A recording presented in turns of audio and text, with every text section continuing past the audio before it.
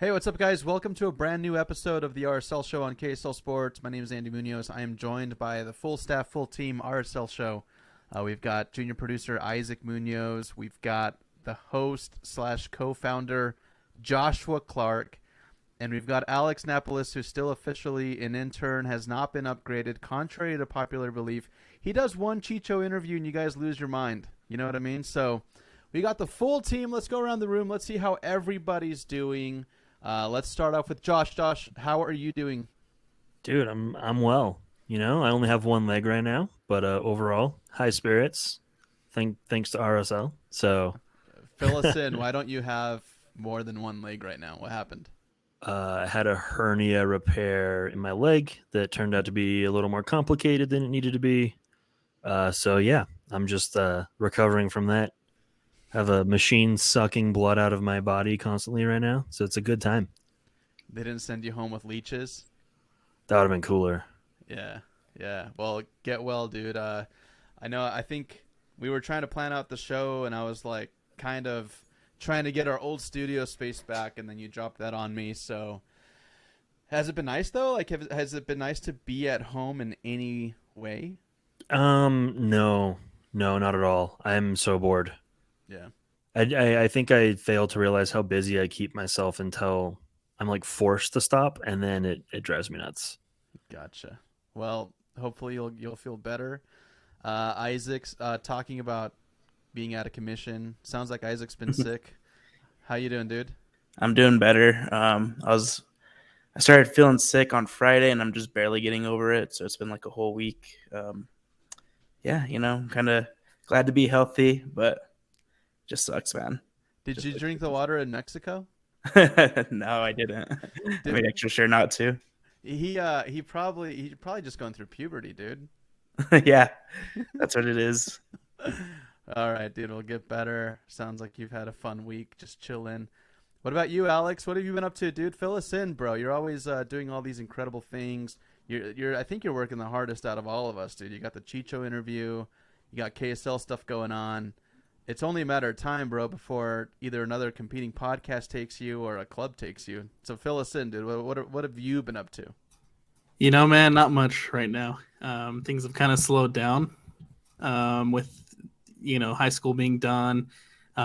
We did have the Chicho interview, which was super awesome. If you guys haven't seen that yet, go check it out. Super awesome guy. Love him. It was great to just sit down and be able to talk to him. But other than that, man, nothing. Just enjoying RSL, putting on some good results. Enjoying your youth, dude? Enjoying youth, exactly. Tell us, you had I think you had like almost 100% of the part of getting that set up, going through the club, working with Trey, building that relationship. You basically laid all the groundwork to get Chicho, and this was the third media outlet to have him basically in a one-on-one setting like this, and you did a phenomenal job, dude. Like we briefly went over, you know, English questions, interpret your own question, have him answer it, and then Delmi Barrias, shout out. She was there to interpret his answers. But just, candidly, dude, just really just kind of tell us how you felt going into this. Like, were you nervous? Were you overly prepared? I mean, how was the experience leading up to it? And then how are you feeling when it was actually happening? And then how did you feel after it was like concluded and wrapped up? Leading up to it, I wouldn't say I was nervous. I felt pretty good going into it. I kind of had an idea of like what I wanted to ask him and like what I wanted to talk about with him. During, I just wanted to make him laugh. I just wanted to make sure that he was having a good time. And then after, I felt like it went really well. We got him to laugh a little bit. He was very insightful about talking and very open about talking about LAFC and like kind of comparing LA to RSL. But at the same time, just being insightful about who he is as a person and who he is as a player coming into this squad. And so just overall super fun interview. And I'm very, very happy that we got the chance to do it with him. That's dope, dude. Did you ever think? I mean, you've been like a little over a year with RSL Show. Did you think that you would have it like before the RSL Show? Because I mean, let's face it, we just do awesome stuff all the time. Josh, we know this, right, dude? We've been doing it for a long time. Whatever.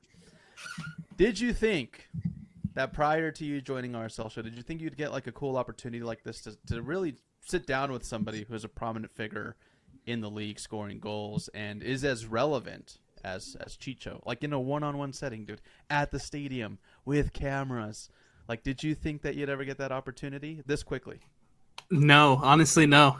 Super thankful, super for you guys, super thankful for RSL and Trey and Delmy for helping us set it up. But it's super awesome just to be able to be out there experiencing that, and to be able to interview Chicho Arango like that. And because he's a star in Major League Soccer, right? Everybody knows Chicho. Super awesome guy, and just having that ability to sit down with him, talk to him the way we did, it was super incredible. And no, I didn't think that I'd be in a situation like that this quickly. Cool. Side part to that question: as a fan, did you ever think we were going to have a player the caliber of Chicho Arango? Probably not. No, I still have to like sometimes kind of step back and be like, wow, I did that. Like we did that. RSL brought in Chicho Arango. So it's interesting. Cool. It's a bit surreal still for me. Even like, yeah, for sure. None of us thought that was going to happen. it just kind of happened, Yeah. We haven't really had a chance to record since it happened, but I remember we were in the group chat and I sent it and you were like, no. And then all of a sudden it was happening within like 20 seconds. And then the group chat was going crazy. Yeah. Yeah. Well, no, dude, I think from the fan perspective, I don't think we would ever thought that we'd get somebody as relevant as Chicho on the club. But also, dude, like no need to thank us, dude. The reason that we brought you in is you're such high value, is because here at the RSL Show, like we want people who have that attitude, who will go out, get the stories, interview the players, won't be afraid. And so you've been a great addition. Josh, would you agree? Definitely agree. All right, cool, man. That's enough paying homage to Alex Napolis. Isaac, you got to one-up him now, dude. Who are you going to go interview? Messi, dude. Yeah. Dude. Hey, there's a chance, man. There's a chance that we might see Messi, crowned victorious here in the mountains here soon, depending. What's the stipulations for, like, what has to happen for them to come play a final here? Because we have to beat Houston, and then Miami has to beat FC Cincinnati. So not likely. Like the odds are pretty low on both sides, right? So, but also the odds were pretty low in getting a signing like Chicho, and the odds were pretty low in signing a player like Messi to MLS, right? Yeah, I'm just not getting too hyped for that yet. So anything can happen. And if you guys are curious as to where we've been and why things have happened the way that they had, Isaac and I, we flew to Mexico. We put our beautiful grandma to rest, our grandmother. She passed away. She lived a beautiful life.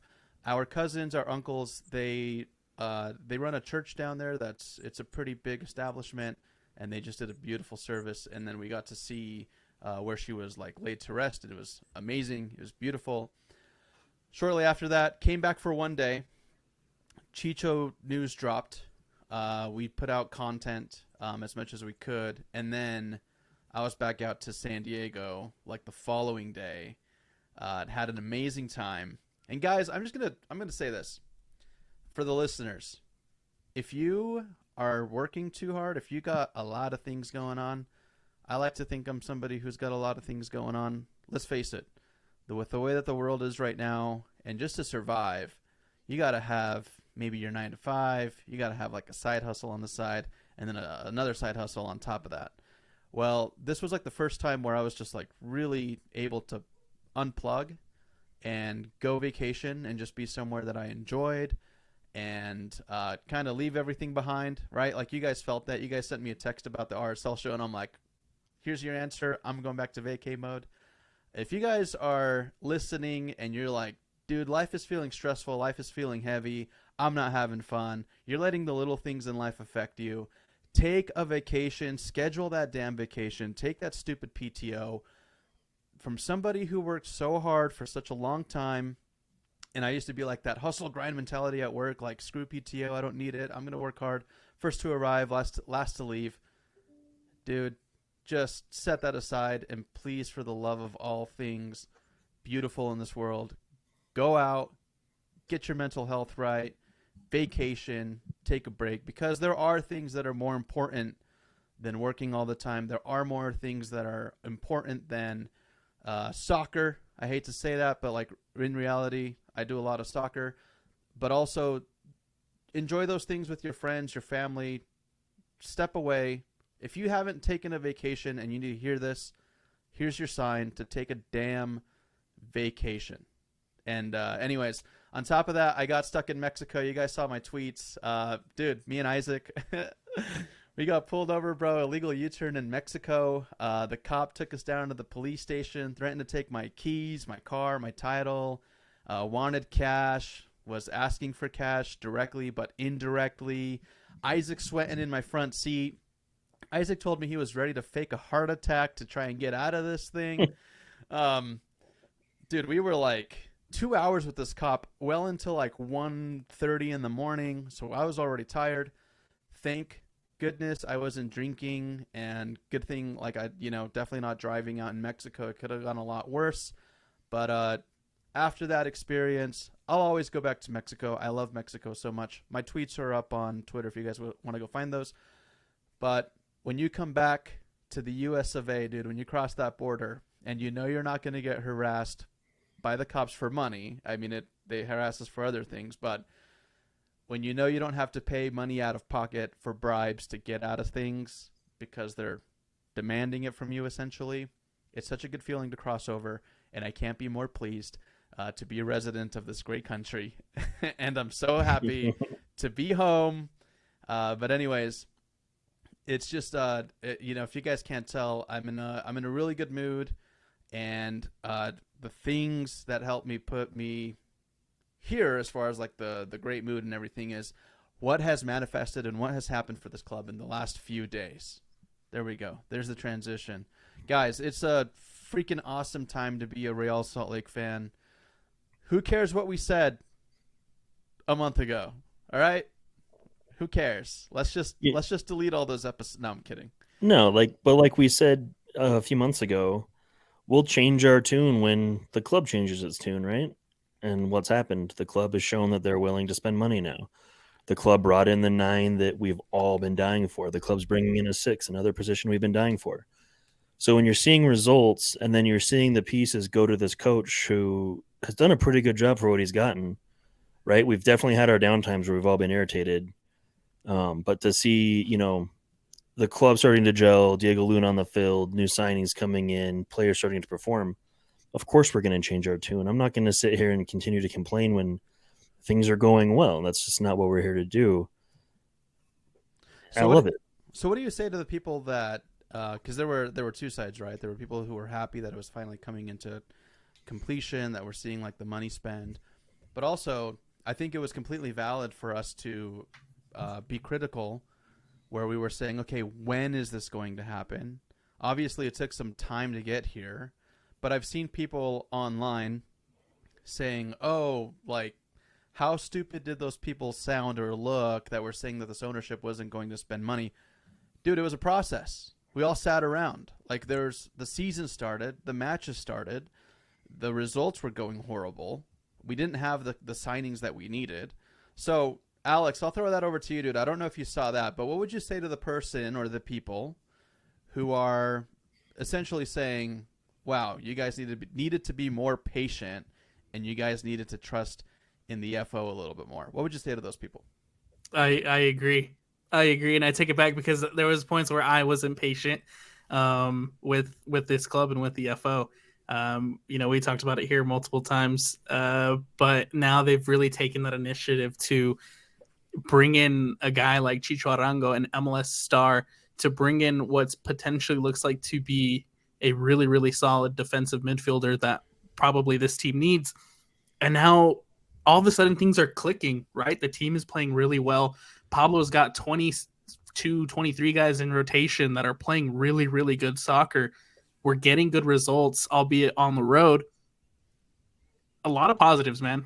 A lot of positives, and I think right now is a very good time to be kind of on this believe train, to be on the believe hype of Real Salt Lake, because we're heading in the right direction. And I understand the criticisms of people wanting all this to happen at the winter window, before the season started, but I'm just happy to see the direction that we're heading in. It feels good.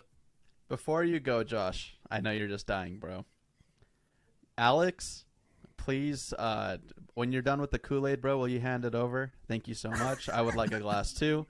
Josh, go ahead, brother. What do you got to say, dude? Yeah, I'm gonna absolutely counter Alex here, of course. I don't apologize for being harsh on the FO and ownership at the time, because who's to say if the fans weren't vocal and irritated and whatever, that they would have done anything, right? If they would have been like, oh, the fans seem fine, we're gonna stay par for the course. The other thing about being patient, yeah, there's patience, but it's hard to be patient when the club's never done anything, right? Not to say that Andres Gomez wasn't something in Brian Vera, but we never really saw the ambition. We're never linked with players, right? None of this stuff happens. So, of course, none of us are going to feel like, something's coming. And anytime we do get linked with someone, oh, that's just their agent playing games. So, no, I don't apologize for being a little impatient here. Am I happy it's changed? Yes. Am I grateful? Yes. Do I still want Elliot Fall fired? Absolutely not, right? I didn't really want him fired in the first place. I wanted ownership to back him up, but I think fans applying pressure to the club is absolutely necessary when warranted, and we were on a pretty horrid run of form, and I think it was absolutely warranted. So, Josh, I know that you countered Alex completely, and Alex, feel free to counter back if you'd like, but there were two signings kind of early on that some would argue was the FO or the ownership getting to work that was bringing Anderson, Julio, and Severino back into the rotation, spending some money for those guys. So, I mean, was that just not good enough for you, Josh? Like, do you need a little bit more than that? No? Well, I mean, let's be real. Anderson Julio was brought in for absolutely cheap, right? We waited on that deal to bring him in for no money, which in hindsight was the right move because he has not performed to even the $250K we spent on him, to be quite frank. And then bringing back Savarino, well, yes, it did cost some money. That felt like a move we would have done even before in the Deloitte days, right? We went through this really long stretch of just bringing guys back, and it never seemed to work out. And, there's even whispers of Sava wanting to leave again. So that wasn't a signal for me to say, hey, we're here. That was a signal like, we got to put someone on the roster, right? Going out and spending big money on multiple positions, that's when you're signaling you're here to compete as an ownership group. And that's what we as fans want to see. Obviously, the right guy, all this nonsense back and forth is fine. And I know now they're saying, originally with Arango and LAFC that the league wasn't allowing it and they had to move him for a few months to move him back. And there's all these weird intricacies. That was difficult. And I get it, but I wish there was some way that they can convey like, hey, no, we really are working on something without, blowing the cover essentially. So yeah, I'm thankful that we're getting these names, and I keep pinching myself because it's something we've never done, and I'm really excited to see what happens.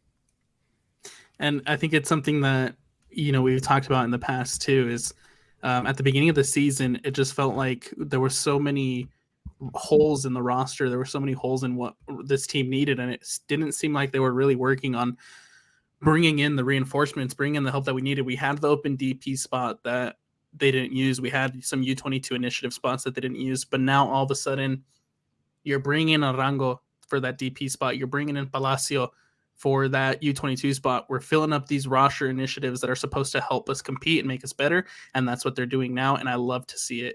It's refreshing to have that ability now and to be able to create this roster just in time too for Leagues Cup and the semifinal, the Open Cup, which are going to be huge considering what's at stake.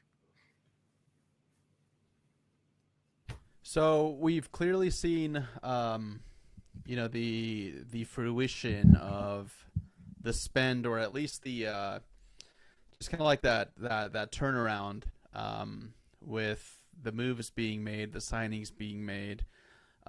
Right now, one of the biggest pieces that we're all seeing, like as a whole, as a fan base, is that this team is kicking so much ass on the road, has yet to click, and basically, I don't know. I wouldn't even want to see a reversal because historically it's always tougher to get a win on the road. But at some point, we need to start getting wins at home.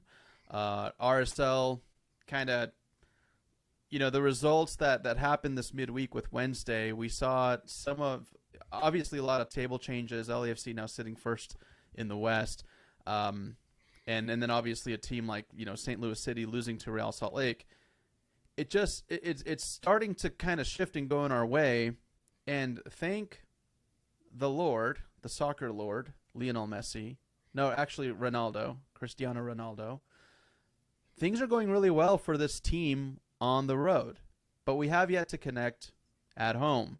So what do we think collectively is the solution? Or I don't know. I mean, do you guys have an answer for this, or you guys have like a speculation or anything you guys want to throw into the pot as to why RSL is performing so much better on the road? Honestly, it's perplexing me.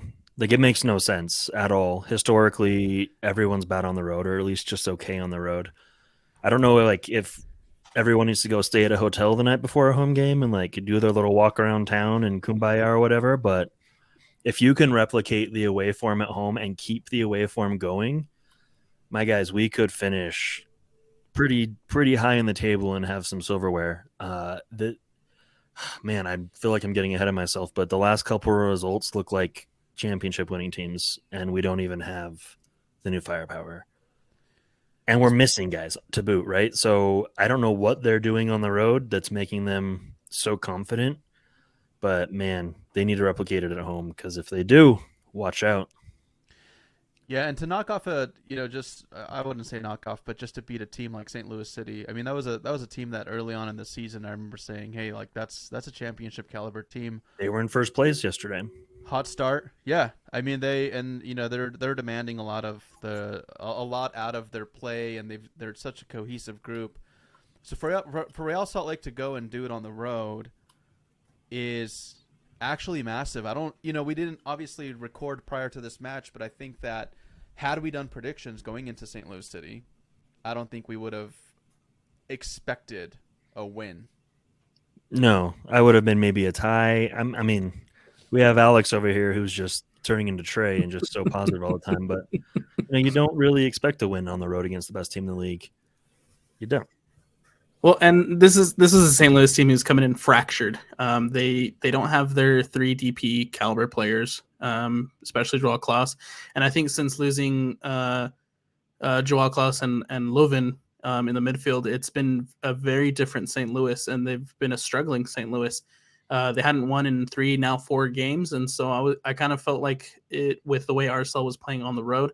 Heading into St. Louis, I felt confident that they would be able to pull off 3. But did you expect an absolute blowout like that, though?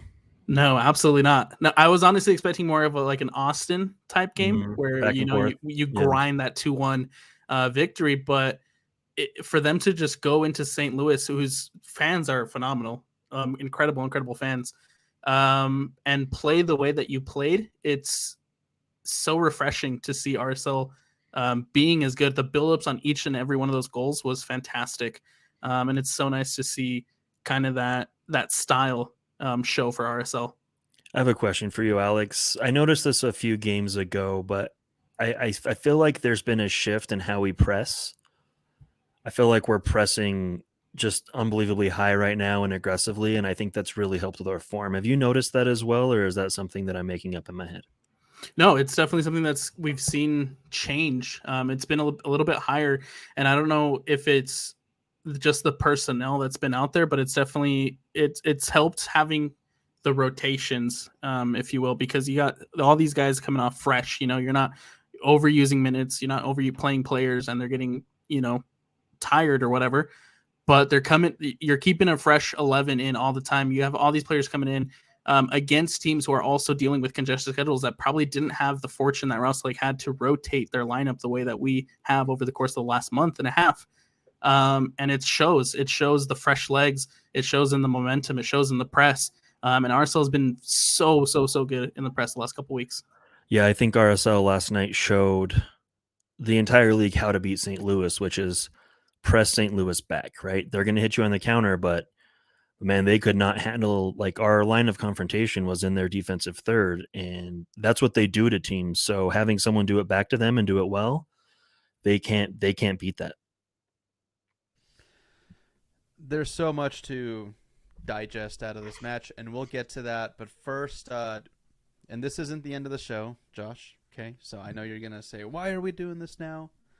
We're gonna do this because we asked for it, and then we're gonna go and we're gonna break down the amazing stuff that happened versus St. Louis City, which we already know it's the Kreilach brace and the Diego Luna Moonboy goal. But we asked on Twitter. We polled. Well, first off, we polled the Twitter listeners, watchers, followers. We said, do you have confidence in Real Salt Lake to take all 3 points tonight versus St. Louis? Close to 100 votes, but it went 55.8% in favor of Real Salt Lake winning this match, 19% for St. Louis, and then the draw was at 24. So collectively, a lot of people thought we'd get a good result. And then if it wasn't the result, it would be a draw, which if we were to do, go back in time and do predictions, I would probably say a 1-1 draw on the road is what this would have been. Obviously, it didn't end that way, and I'm much happier this way. Now, we also took to Twitter, Instagram. Guys, if you guys aren't following on our social media, follow us. We're very interactive, especially on match day. And then we like to hear what you guys have to say because, in essence, you guys are part of the RSL show too. So we asked, how are you all feeling about Real Salt Lake, the coach, the FO, everything? We are all ears. Zerk, at It's Zerk, says, honestly, I feel like we are going into a good direction. FO did an amazing job acquiring Chicho and the incoming number 6. Results are good on away games, but we got to get points at home. Hopefully with Chicho, we'll be improving, and I see a home playoff match without a doubt. Do we agree with that statement? Yeah, 100%. And I don't think people have really realized what we're getting with Palacio as well. But I think that signing is going to be huge for RSL. It's going to settle the midfield and free up Ruiz and Ojeda or whoever. It's going to be a game changer. For MLS old heads, think like Diego Chara 2013. That's kind of what you're getting in Palacio. Damn, that's a statement right there, huh, Josh? Yeah, 6 that can also score. Okay. Pretty good. Pretty good.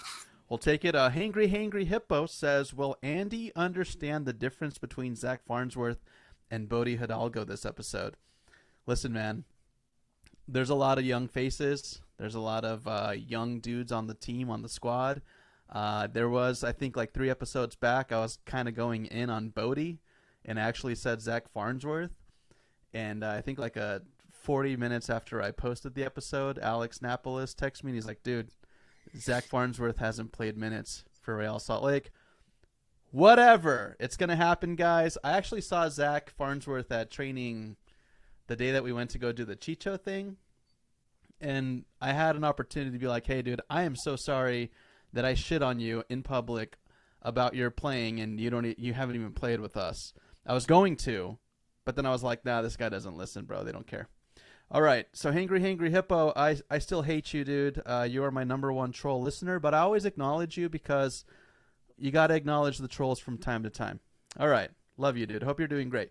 Hangry Hippo, by the way, has talked so much smack on me over the years, and he always goes at me on Twitter. But when I saw him for the first time at a Real Salt Lake match, dude, this guy was like, oh, Andy, oh, dude, I listened all the time, and dude, thank you, you're amazing. So it was nothing like he was on the internet. Hangry Hippo, I'll let you defend yourself later. All right, buddy. All right, Derek D. Ricky, the OG listeners, bro. He says we're 7-7-5 right now with a dangerous goal scorer incoming, maybe a defensive midfielder, and more. Owners are opening their wallets, scouts are producing, and the FO seems to be clicking too. I think I'm starting to believe again. Now all we need to do is win some at home.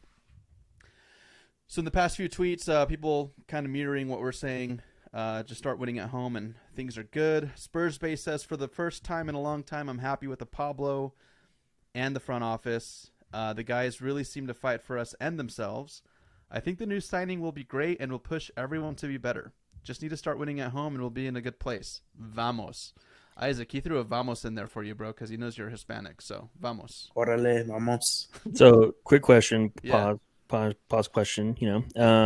We're all in high spirits, right? Let's say Saturday comes and we drop another 3 at home. What's the mood like on Twitter? What's the mood like amongst fans? Annoying. I'll answer this one, and then I'll let Alex go. I think if we drop points at home, I think it'll be a disappointment, but I don't think we're ready to rage quite yet. I think there's a clear and obvious disconnect at home where something needs to change, and hopefully Real Salt Lake coming off of a home win in the way that they did, dude. Like Damir Kreilach came back and gets a brace, right? Sorry, he's been back, but you know what I mean. His form is back. His form Yeah. is back, dude. He's getting a brace in Major League Soccer against one of the best teams in the league on the road.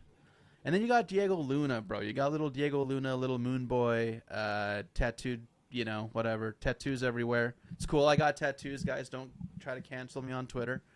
I work. I have a job. I have tattoos too. But this guy, young kid, U20, USMNT, like just everybody outside of the league, outside of Real Salt Lake fandom can see how awesome this kid's doing. So when you have Damir confidence, Damir getting a brace, going to work, and then you got Diego Luna also delivering, bro, like you can't dismiss those things. They're gonna come back, and I really, really think that they're gonna pull a win because the confidence is going to be at an all-time high. Your question, if they lose, I'll be disappointed, but I will understand that obviously there's some kind of like mental roadblock to get us back into form to start winning at home. And that's when we start relying on the coach to try and piece that and see where that disconnect is. Yeah, I definitely think picking up points on the road and ownership investing in the team definitely earns you patience points. I mean, just kind of piggyback off what Andy said, it really depends on how if we drop points, it depends on how we drop points. Because I think if we're in a situation where we're in a game like NYCFC where we have so many opportunities created, but we just can't find the back of the net. I think it's just frustration, as in, why can't Chicho be out there already, right? Why can't our new signings be out there? Because Chicho is a goal scorer. Those opportunities are the ones that Chicho wants and Chicho thrives on. If it's a bad performance, then I think that's when you get more into the frustrating end of people being upset towards the way they played. But if it's like NYCFC, I think there's still that glimmer of hope considering what's to come on July 8th. I agree. D Alligator at Dalwick says, this is possibly the most optimistic I've felt in nearly 10 years as a fan. Good talent incoming and the team is performing on the road. Turn around home form, and I believe this team is not just a contender, but maybe even a favorite to win the league. I love when they say win the league. You mean win the supporter shield and lose the cup, or like the cup champions? Which one do you mean there? No, I'm kidding. G-Ray, RSL is headed in the right direction. I try to stay even keel and not get too high or too low. FO is bringing in the talent. Now it's just down to chemistry. All signs point in the direction that this team can compete for hardware. Whoa. Josh, you got people here agreeing with you, dude. All right. Last one on Twitter. Here, I know. Crazy. Kev says, I think Pablo gets a lot of flack yet remains steady and now has this entire organization extremely optimistic. Take a moment and consider Petke and Juarez' time as coaches, then realize what Pablo was handed, who handed it to him, and what he's done with it. Keep going, Pablo. Damn. Oh, he was handed a pile of garbage. There's no doubt. Pile of hot garbage, huh? Mm-hmm. Yeah.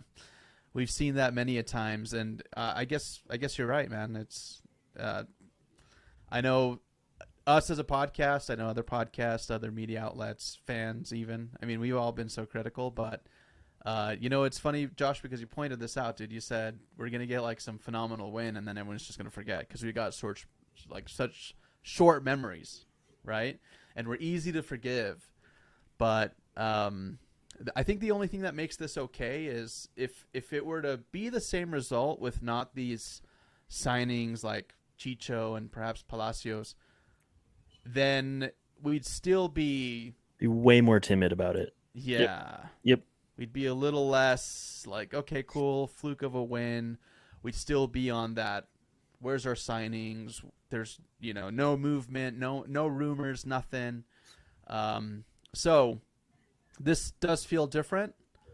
Somebody says they feel way more optimistic than they have in like 10 years. Well, I felt very optimistic. I felt that way after the Western Conference final that we lost, because I was thinking, oh, hey, we're going to have a full season with Pablo. And then that just kind of fizzled out and just kind of watered out. So hopefully this isn't on the same trajectory, but I really don't see that happening unless like Chicho is like a fluke and he doesn't do anything or he doesn't mesh with us, which I just don't believe is going to happen because the guy is just that. He's the guy. Yeah. Well, and to kind of bring it back to that interview that we did with him, it goes to show the type of person he is, because he talks about how much success he wants to have here, but he's not just making it about him, right? I asked him the question about what does he need to do to kind of live up to that star status that he has already in Major League Soccer, and he immediately diverted it over to this is a team game, and this is the group that I want to be successful with. It's not about me being the star; it's about the team being the star, and I think that's so pivotal and so vinyl on why it's so important that Chicho is coming, not just because of the goal scoring, but because of the way he wants to just make RSL better and the people around him better. Yep.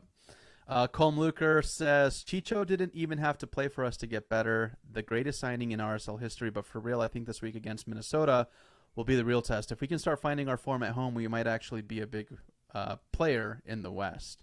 Yep. Ike Gonia says, we just need some more home wins. With the way we look, we could potentially host a playoff game.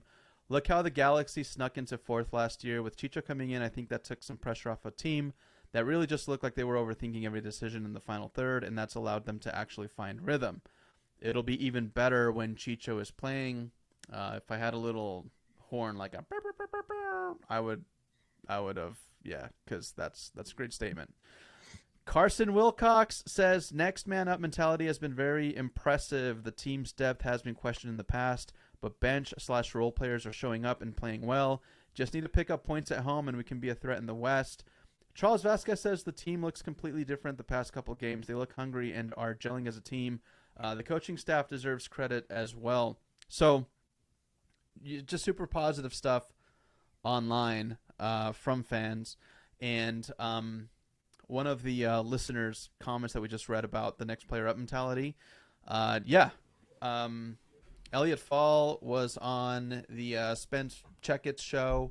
I don't know what it's called, but they interviewed him briefly, and they kind of talked about the bench rotation and the depth that they have, and how does that affect maybe those relationships where players came here or they've earned that start or they've earned, we've said it before, I think on this show, we always kind of referred to it as Pablo's guys, right? Like when we felt frustrated and we were wondering, why is this person starting every single match? Why aren't they coming off the bench? We kind of wrapped it all into, well, Pablo's got his guys. But Elliot, in this interview, had said that they are they're welcoming that, and that the locker room is welcoming that, because the players see signings like Chicho or like the other names that we've mentioned. When they come in, not only is it going to force them to have to fight to retain their spot, and they know that that's coming, but also they welcome that talent in because, yeah, dude, when you have somebody like Chicho join a squad who's won Supporter Shield, who's won an MLS trophy, it's the level of knowledge and experience that player has just from his run with LAFC, who is undoubtedly probably already one of the greatest clubs in Major League Soccer history. That experience does something to a club. It does something to a locker room. It does something to the young players who are maybe idolizing Chicho, because you know that's happening. You know there's players in the locker room who are a little starstruck by Chicho, right? So I think, I loved hearing that it's not a threat and that the teams are welcoming it. At the end of the day, I'm sure there's players that are feeling threatened, and we already see it on Twitter. People, throwing names out like Rubio Rubin, like what's going to happen there, right? So I think it's time for that shift, and I welcome it as well. Yeah, I mean, if I'm Rubio Rubin, I'm sweating a little bit. Danny Musovski's obviously played with Chicho before, but his form's obviously improved. He's looking better. Damir's looking better out of nowhere. So, the attacking guys, they're probably pumped, but one or two of them are like, well, there goes my time off the bench, right? And it's probably Rubin because he's been the least productive out of all of them.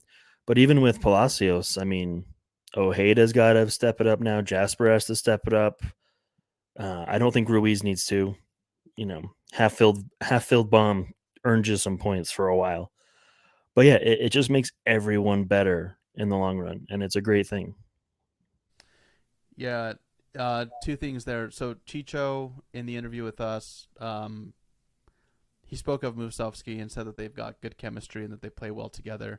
Another player that he mentioned that he was excited to play with was Pablo Ruiz, which is a little. And I mean, he said he was, he's a great player. He's a phenomenal player. It's cool to have kind of gotten that perspective, at least from Chicho, just from himself, because we've seen our own product. We've seen Pablo Ruiz. We've seen him almost every single match. We've seen him score, and then we've also seen him do some woofs where it's like, whoa, dude, you skied the shit out of that ball. But also, we've seen you score from your own half. Shout out Pablo Ruiz, hell of a goal, one goal of the week.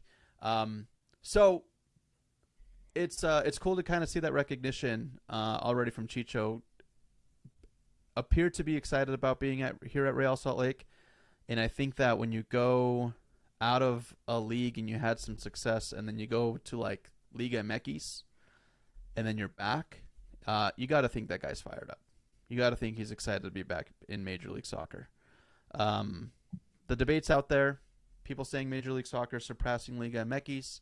I think from a marketing perspective and from, the deals that they're pulling, I think it has.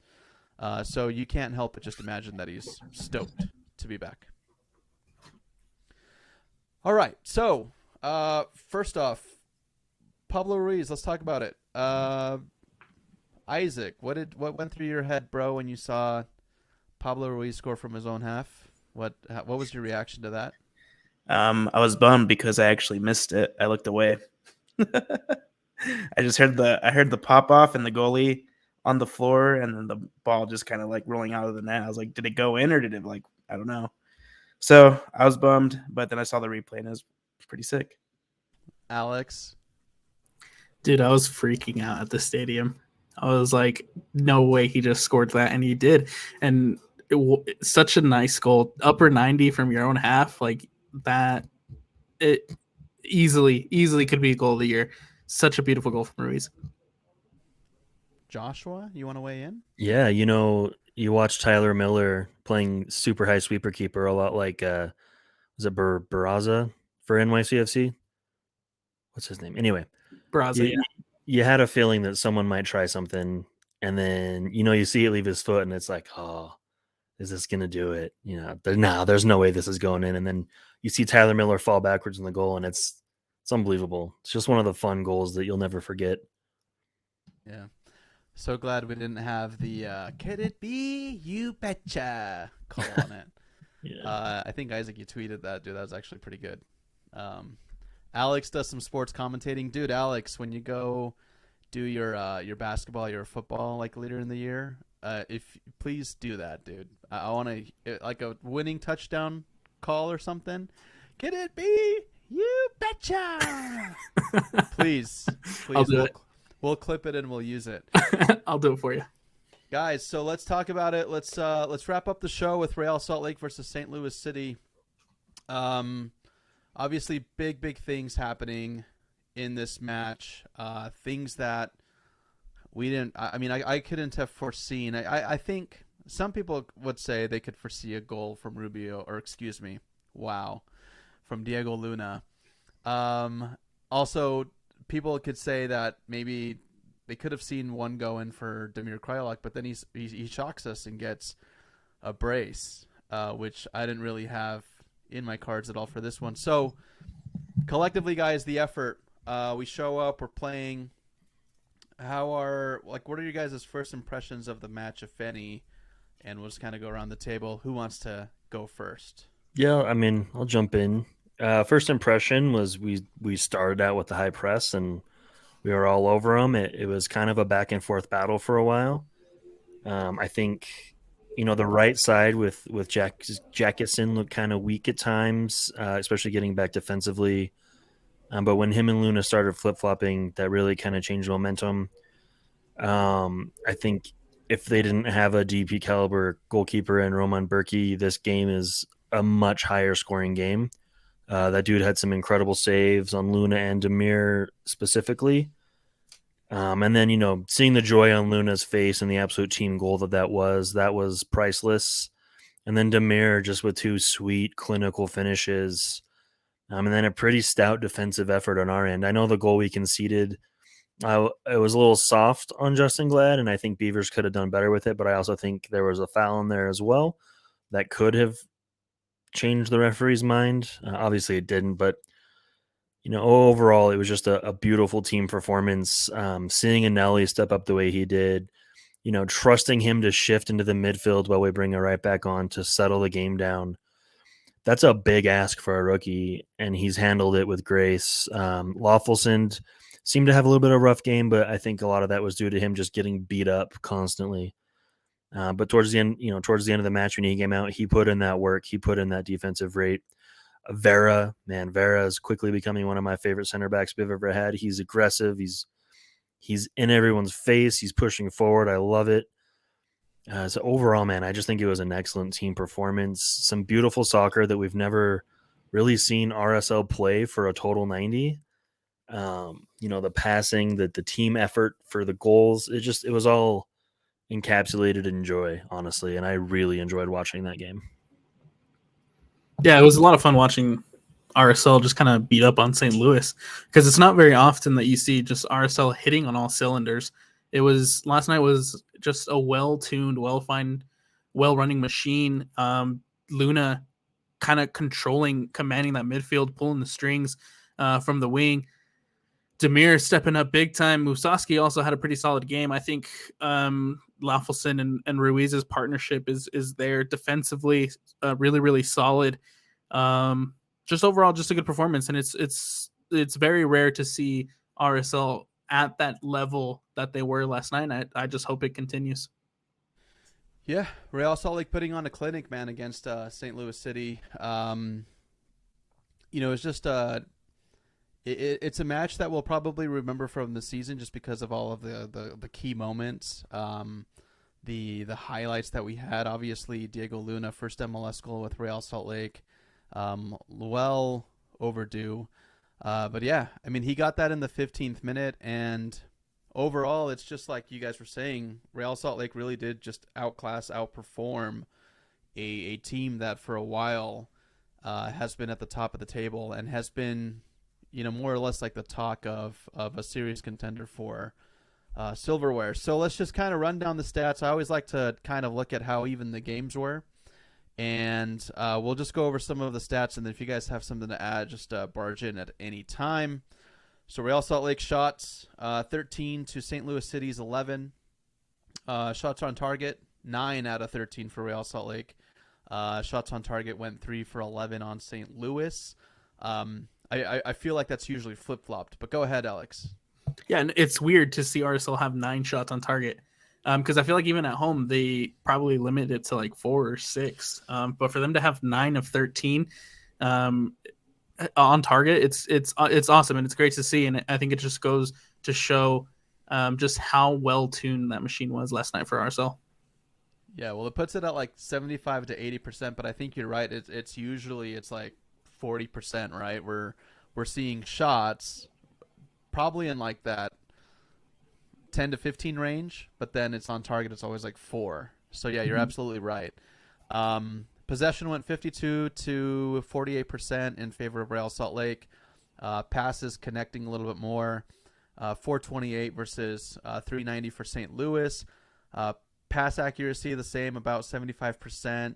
Fouls, it was a little bit more heavy on St. Louis, which I think is understandable. You're losing at home. You're frustrated. You're going to pull 13 fouls to Real Salt Lake's 8. And as far as corner kick opportunities, we had one less than St. Louis City. It went 4 for St. Louis and 3 for Real Salt Lake. Diego Luna scoring in the 15th minute. Like you said, team goal, Josh. I'm very happy. I think we could all feel like Diego Luna's excitement just on his expression. I think a lot of people were just kind of, proud dad moment, or depending on your age, proud brother moment, whatever it might be. And then Damir Kreilach after the first half, 48th minute and 66th minute goals.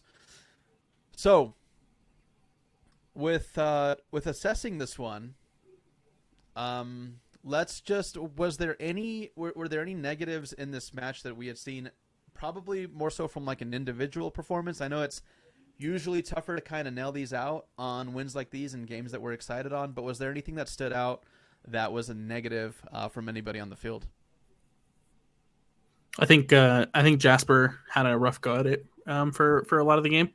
I think Bertine Yakison also kind of really struggled to grow into this game, and I'm honestly glad that Pablo made the substitution at halftime, because it just seemed like Yakison was just struggling to kind of figure out ways to break that St. Louis defense. Other than that, though, I mean, just clean up on some of the sloppy turnovers. There were still a couple of bad giveaways, especially early in the first half, especially through that first half. Just some sloppy giveaways that RSL needs to clean up. But besides that, really, I mean, just a good performance from the side. Yeah, I think the halftime substitution was smart, because 90% of St. Louis's opportunities was coming from the wide positions, where your wingers are supposed to be covering defensively. So that was a smart move by Pablo. It really changed the dynamic of the game and allowed us to, smash and grab 2 goals and then really just ride out the rest of the game. I thought the way we killed off the game was really smart. I haven't really seen us do that, but we did really well to get to the corners, not take stupid opportunities, that can turn into a counterattack. We played a lot at the corner flag. So that was a nice change to see as well.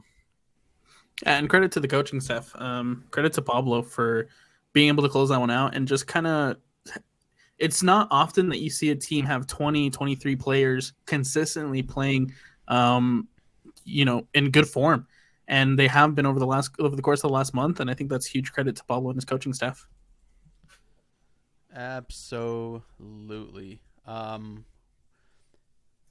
league also kind of recognizing Real Salt Lake's play. Got Damir Kreilach in. They don't call it Team of the Week anymore, I guess, because there's multiple weeks. But there was a Team of the Match Day, which is pretty funny.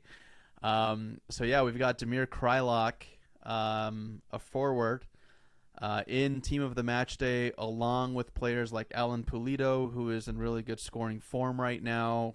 He's back with Sporting KC after being absent for a while and just getting goals. Not really any other mentions player wise, but Pablo Mastroeni also got coach for Team of the Match Day. So I think that's something special. And then also, if you guys look closely on that infographic from MLS, on the bench, Diego Luna was also involved on Team of the Match Day. So some pretty cool accolades, just some cool recognition from the league there. Major League Soccer for the first time in a while, tweeting and sharing highlights of Real Salt Lake. So yeah, I mean they just recognize the talent and the goals and all the positive things that were happening there. if you guys are ready to wrap up the Real Salt Lake talk, I've got some results around the league, some bangers, some really, really fun soccer. I was working 5 matches last night. One of them was not the Real Salt Lake match. It wasn't assigned, but I was watching that one. But I think in like the stretch of like 30 minutes, dude, like 15 goals dropped. So there were like a lot of goals scored. So unless you guys have something to add to Real Salt Lake talk, we can jump over to MLS. Anything? Good? All right, cool. Isaac, anything Real Salt Lake? Nothing. All right, cool. All right, so Major League Soccer. Let's go over the results here. Some really cool results, actually, that were... Let's see. Let me go ahead and pull this up here one more time. Just wigged out on me. Let's get to the right week here. That's so weird. It just got bounced back. Whatever. I'm gonna have to edit this part. This is stupid. What the fuck happened here? Give me a sec. Dude, I literally hit back and it like shot me back to like February. What the fuck's going on? Hang on. Here we go. Go, bro. I got him. Okay. Here we go. Okay, I'll pull it up right now. Okay, 3, 2, 1. This is 56-minute marker. Isaac, will you take a note of that, dude? 56 minutes. Okay. All right, so some results around the league, just banger games. Atlanta versus New York City FC. This one was played at Mercedes-Benz Stadium. Pereira, 2 goals. He got the brace, and I believe one came in late. To save basically like the 1 point at home. Is that wrong, Alex? Fuck. Hang on a sec. This is fucking ridiculous. I'll get this right, guys. I'm not going to go into crazy antics here. Close, but it's the other way. Other way around. So LAFC. Atlanta got the late equalizer. Oh, that's right. My bad. Okay. Hang on a sec. Still minute 56, 57, 58. Cut this out.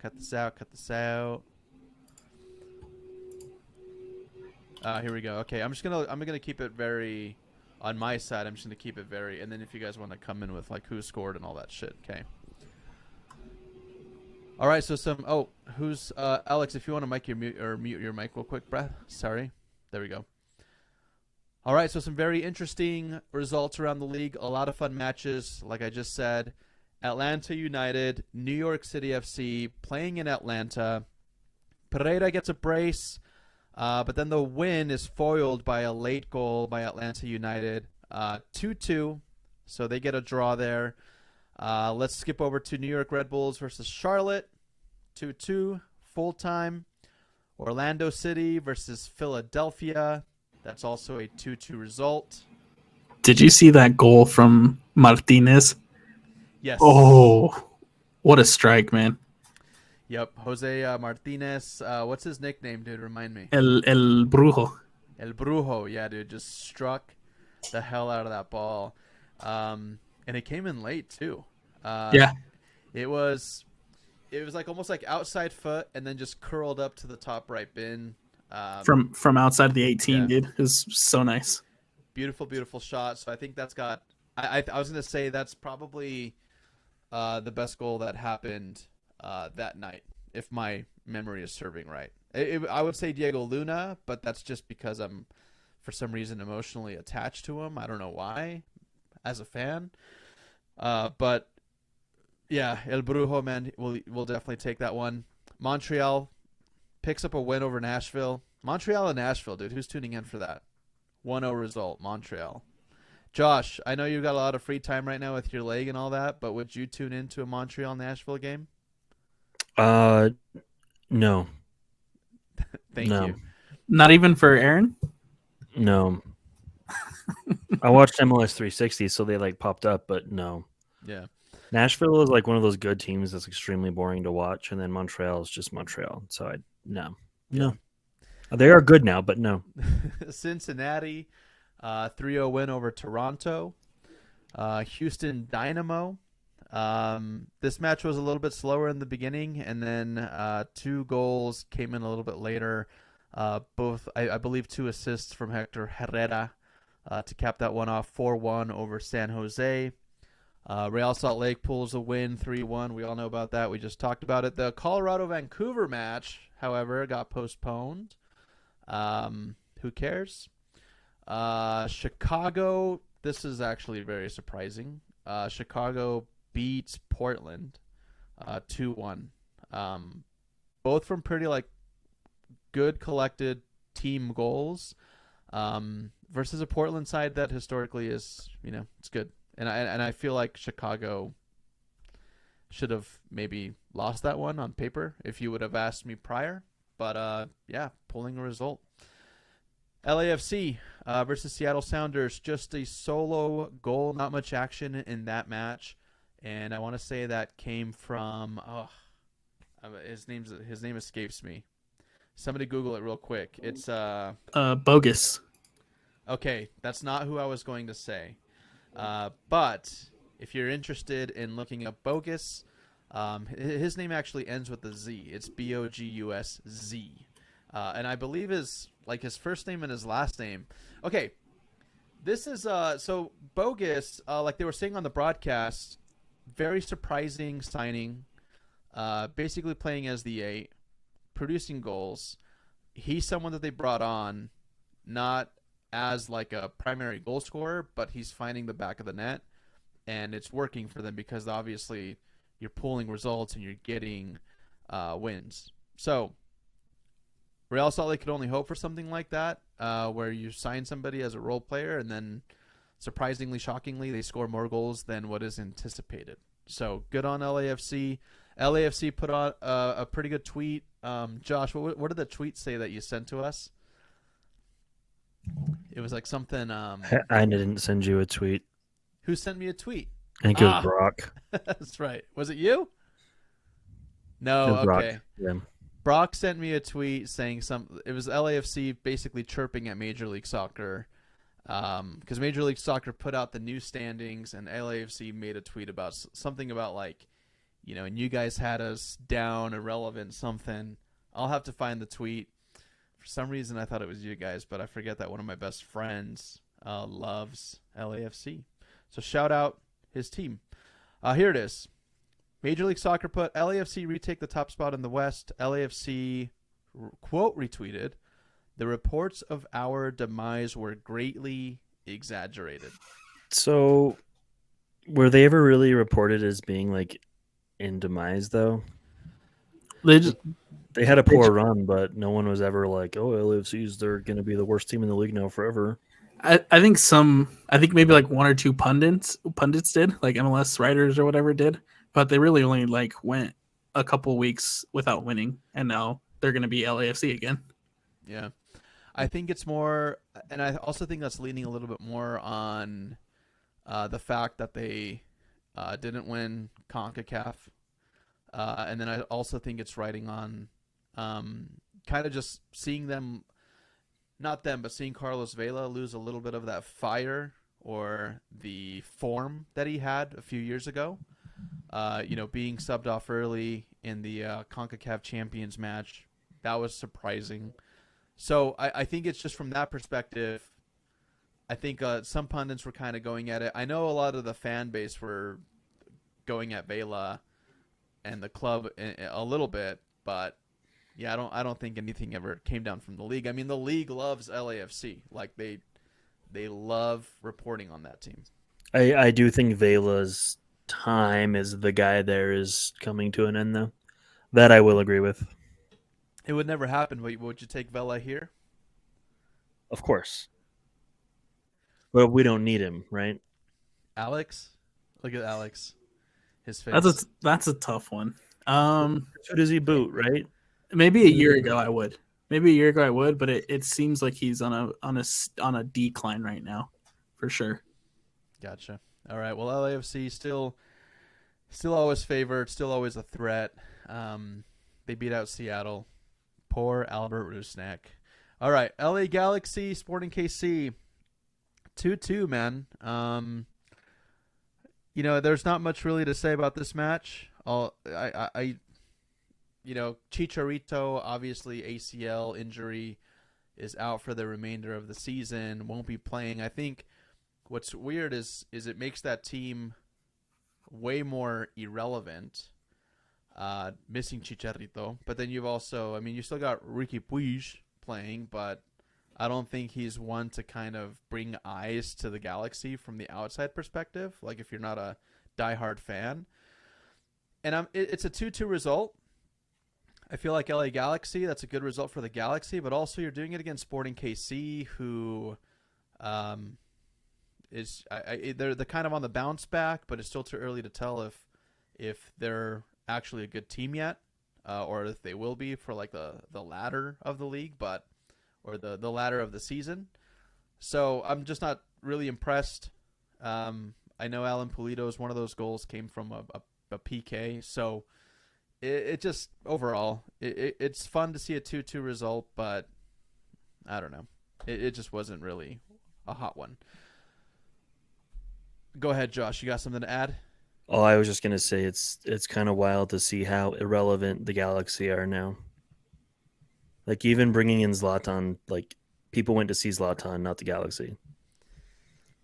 Yeah, it's just wild. It's wild what bringing in a team to downtown LA will do to you. Well, no one cares or cared about Inter Miami until Messi. Right, but at the same time, as soon as Messi's gone, no one's going to care about Inter Miami anymore. Exactly. Well, and that's Inter Miami's own doing, because they splashed to bring in all these superstars, and they've been one of the worst teams in the league since they started.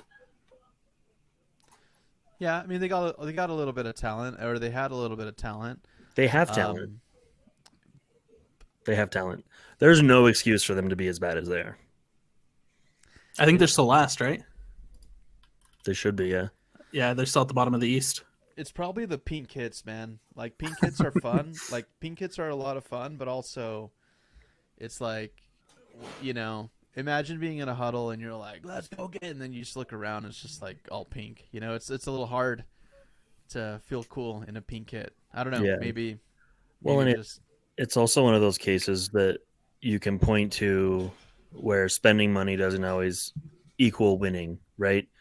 This is where Elliott's you have to spend money on the right pieces really comes into play, because you can throw money at players all day long, but if they don't mesh, they don't fit your style, etc., it's just another player on any given day.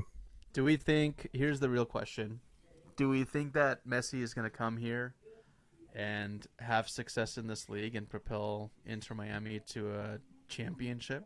No, I think Messi will have success, but I don't think. Obviously it depends on what they put around him, but I don't think him and a bunch of 35-year-old ex-Barcelona players are going to come in and destroy and dismantle the powerhouses that be here, right? They're still going to struggle against LAFC, who's a strong side. Hell, they could struggle against RSL. No one knows, right? It's, not everyone can go play on the Trope is what a Wednesday night in Ohio, right? So yes, it's big for the league, but I really just don't think he's going to come in and guarantee them a championship. I really don't. If he was 25, maybe. No, and I think it's going to be obviously Messi's Messi. He's going to be successful no matter where he goes, no matter what he does. But just look at Toronto FC, for example, who brings in a guy like Lorenzo Insigne, who was still at the top of his game when he joined this Toronto FC side. But it's the pieces around him that are struggling. It's not Insigne per se that is the issue in Toronto. It's the defense. It's the midfield that's struggling. And I think we're going to see a similar situation here with Miami. Sure, they might bring in Sergio Busquets and a couple other Messi friends, but at the end of the day, I still think defensively is where this team struggles. So Messi and his friends can go get you 4 goals a game, but it's not going to mean anything if you can't defend. I think Messi is absolutely going to destroy here, honestly. I think he's going to embarrass our league, and then Inter Miami is going to be MLS champions. Watch. I think you have way too much hope in one guy. Nah, maybe, but it's a team game, man. But it's Messi. I think about it's Messi. But let's take Messi and let's look at PSG. right? That team was stacked. That's They true. can't win the Champions League, right? Sure, they're winning the PSG was a French league, super team. right? They won the French league, but they don't challenge any other team that's well put together. And Messi still had his individual success there with PSG, but it's the same situation. You're gonna come in here, and it's gonna be the pieces around him that are gonna be struggling. So we'll see. We'll see. It's going to be interesting. The one thing we can guarantee, he's going to create some electrifying moments, and referees are going to give him every decision. So those are the two things we can guarantee. And increased price tickets. Yeah. Oh, bro, dude, if we do land, so let's say all cards fall in our favor, the stars line up, RSL versus Inter Miami in an Open Cup final. It'll be the most expensive cup final for soccer in U.S. history, bar none. I'm not saying like the ticket prices for season ticket holders, but that resale market is going to be bananas. Yeah. Yeah. Can't remember who on Inter Miami said it, but they were saying like, Inter Miami is not ready for Messi, right? Like it was a player saying, whoever can just walk onto the pitch anytime. The gate securities like sucks. Their stadium sucks. Yeah, they're like, we're just not prepped for it. And I think he actually makes a really good point because people who don't care about MLS, who live in the United States, who praise Messi and, praise him like the son of God, the soccer god, Diego Maradona, like they're going to be all of a sudden showing up. And just imagine, just picture it in your mind right now. Like we're media members, right? Like if there is a final to be played here and it's Messi's debut in just a few months or whatever, that's going to be insane. Like get to the stadium at 3 p.m. because there probably won't be any parking. Get there early because the press box is going to be filled with people who haven't gone to a Real Salt Lake game in years. Or ever. Or yeah, exactly. Or it's gonna be insane. Even from the field perspective, trying to be a photographer, videographer, whatever.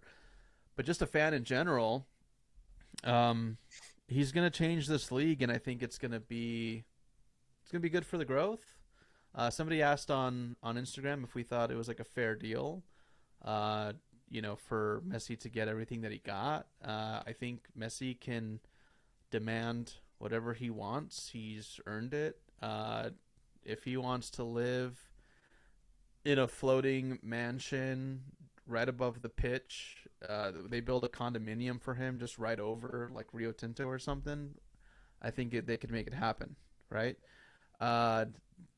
Stupid. But I think this next year, guys, is gonna be insane. Or just like the few months. I mean, I can't wait for him to start playing and really just see what happens. And it's gonna be an anomaly because, like you said, Josh, he's gonna be here, and then no one's gonna care about Inter Miami. No one's gonna care about showing up early to matches. No one's gonna care going outside hotels, just try to get a glimpse of Messi. It's going to give us a taste of Europe. It's going to give us a taste of the fandom and the culture that is out there. But it's not sustainable because once he's gone, it's going to disappear with him. Agreed. And there's really no one else, right, in the pipeline that's the greatest of all time to come in and do the same thing, right? That's old enough anyway. Or even at the same caliber. I don't think there's any current player out there, maybe a Holland, right? Maybe Erling Haaland is the next big one. But outside of that, there's no new Messi, there's no new Ronaldo. It's interesting that the two superstars were playing at the same time, right? That came after Pele and Maradona. Like, who's going to be the next world's greatest player and actually be the world's greatest player and make people question this guy or Messi, right? Like, who's the next LeBron? Who's the next Tom Brady? It's going to be interesting to watch. Yeah, gonna be pure insanity because right now, like, I don't really see it, man. I don't see anybody on the radar that is gonna be as big or bigger. at least yet. Hopefully we get the world lottery, dude, and that kid's just born in like the USA. You know what I mean? Hopefully. So, another result. I know we went on a crazy tangent here. Austin FC 3-0 over FC Dallas. Austin FC fans are happy. One thing that I will say is that fan base is pretty easy to please. They were really pissed off a few weeks ago, and now they're just happy-go-lucky. Love Matthew McConaughey. They love riding around in Lincolns. They love everything about it. So they're happy. They're green. They're wearing their kits. They're blowing the smoke. And there's a lot of like podcasts popping up around Austin FC too. So glad to see that's happening over in their neck of the woods. Guys, this has been the RSL Show. Before we sign off and say goodbye forever, at least until the next episode, does anybody else have anything to add? We could do some quick predictions over Minnesota this weekend. We should preview that. That's right. MNUFC Minnesota. Guys, Real Salt Lake taking on Minnesota, a team that sometimes we struggle with, or sometimes, I don't know. It feels like it's 50-50. Win probability right now for Real Salt Lake is 44%. So it's actually favoring, because a draw possibility is saying that it's 26%, and then Minnesota's at 30%. So, how are we feeling about this match? It's going to be a home match, America First Field, played Saturday, June 24th, 7:30 p.m. How do we feel about this match? That's going to be clear skies, probably. It's going to be Beautiful nice. weather. Yeah. I'm going to go ahead and say this is borderline a must-win.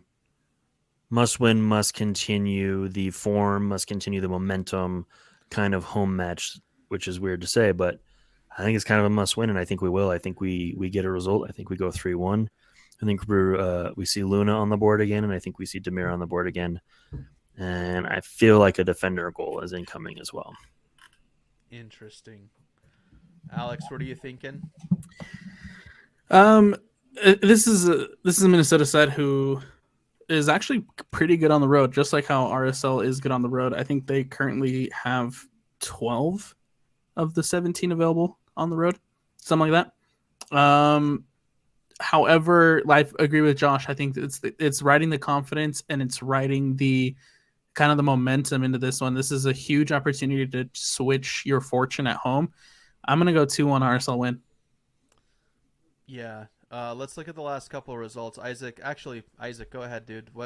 You seem to be right, dude. So tell us how this match is going to go, and then at least name one player that's going to get a goal. It's going to be 2-0, and then I think Diego Luna is going to score again. Yeah, I think he's going to just score again. I don't know. I have a feeling about it, but hopefully he'll get a goal and prove me right again.